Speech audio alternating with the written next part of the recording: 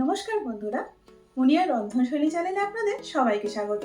আশা করি আপনারা সবাই খুব ভালো আছেন। নিরামিষ দিনে রান্না নিয়ে প্রায় সময় আমাদের বেশ অসুবিধার সম্মুখীন হতে হয়। প্রায় ভাবতে হয় কি করি বা না করি, আর সে কথা মাথায় রেখে আজকের আমার এই রেসিপিটা। আর এই রেসিপিটা নিয়ে ছোট্ট একটা গল্পও আছে। গল্পটা তো পরে বলছি, তবে তার আগে বলি কুমড়ো দিয়ে আজকে তৈরি করব খুব সাধারণ একটা তরকারি। তরকারিটা সাধারণ হলেও স্বাদটা কিন্তু অসাধারণ। আর এটা লুচি বা পরোটার সঙ্গে কিন্তু ভীষণ ভালো লাগে।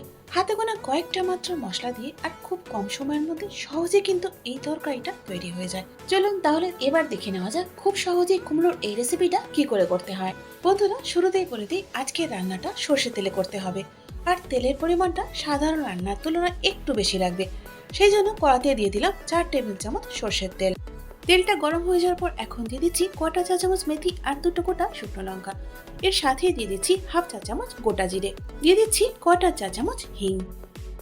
এখন ফোড়নের থেকে সুগন্ধ বেরোনো অবধি এগুলোকে তেলের মধ্যে একটুখানি নাড়াচাড়া করে নিচ্ছি। ফোড়নটা ভাজা হয়ে গেলে এখন এর মধ্যে দিয়ে দিচ্ছি লম্বা করে কেটে নেওয়া কুমড়ো 300 গ্রাম। আমি এখানে লম্বা করে কেটেছি, আপনারা চাইলে যে কোনো প্রকারই কেটে নিতে পারেন। এখন মিডিয়াম ফ্লেমে কুমড়োগুলোকে মিনিট 2-3-এর জন্য একটু ভাজা ভাজা করে নেব।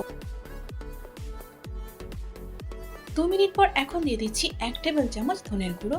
এর সাথে ঝালের জন্য দিয়ে দিচ্ছি 1.5 চা চামচ লঙ্কার গুঁড়ো, দিয়ে দিচ্ছি 1 চা চামচ হলুদ গুঁড়ো। এখন মিডিয়াম হিটে আবারও 2 থেকে 3 মিনিটের জন্য এই গুঁড়ো মশলাগুলো কুমড়োর সঙ্গে ভেজে নেব। মিনিট 2 পর এখন এর মধ্যে দিয়ে দিচ্ছি একটা বড় সাইজের টমেটো, যেটাকে আমি একটু বড় বড় করে কেটে নিয়েছি। এবার দিয়ে দিচ্ছি পরিমাণ মতো নুন। বন্ধুরা, এবার বলি সেই ছোট্ট গল্পটার কথা।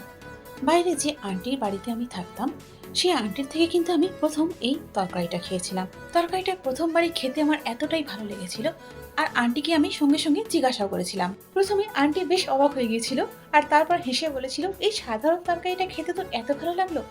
আর তারপর আমি আন্টির কাছে দাঁড়িয়ে থেকে এটা শিখে নিয়েছিলাম। হয়তো এটা ঠিক বন্ধুরা, রেসিপিটা বা তরকারিটা খুবই সাধারণ, কিন্তু নিরামিষ দিনে বা লুচি বা পরোটার সঙ্গে এটা কিন্তু খেতে ভীষণই ভালো লাগে। যাই হোক, কথা বলতে বলতে এখানে টমেটোটা আমি কুমড়োর সঙ্গে ভেজে নিলাম। এরপর চাপা দিয়ে একদম লো ফ্লেমে কুমড়োটাকে সেদ্ধ করে নেব।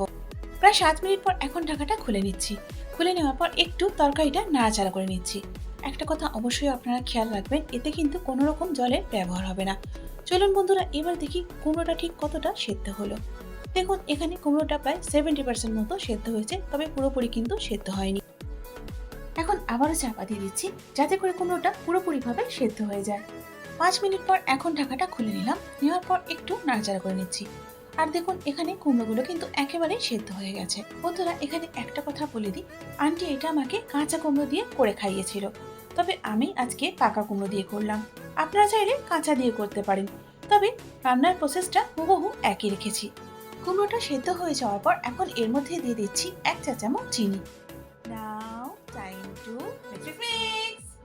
এই তরকারিটা খেতে এতটাই সুস্বাদু হয়, আমি চেষ্টা করি বাড়িতে কুমড়ো এলেই এটা করতে।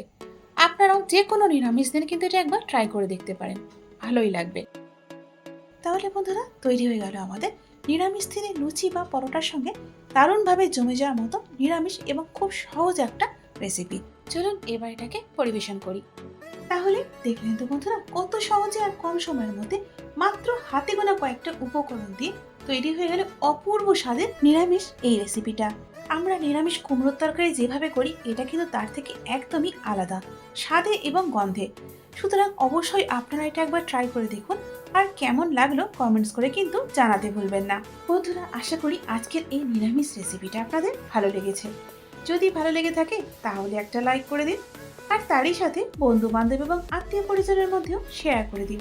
আর এইরকমই সহজ ও নিত্য নতুন রান্নার রেসিপির জন্য আমার চ্যানেলটাকে সাবস্ক্রাইব করে আমার পাশে থাকুন। তার সাথে পাশে বেল আইকনটা প্রেস করে দিন, যাতে করে আমার নতুন ভিডিও আপলোড হওয়া মাত্রই নোটিফিকেশনটা আপনার কাছে পৌঁছে যায়। এতক্ষণ আমার সঙ্গে থাকার জন্য অনেক ধন্যবাদ।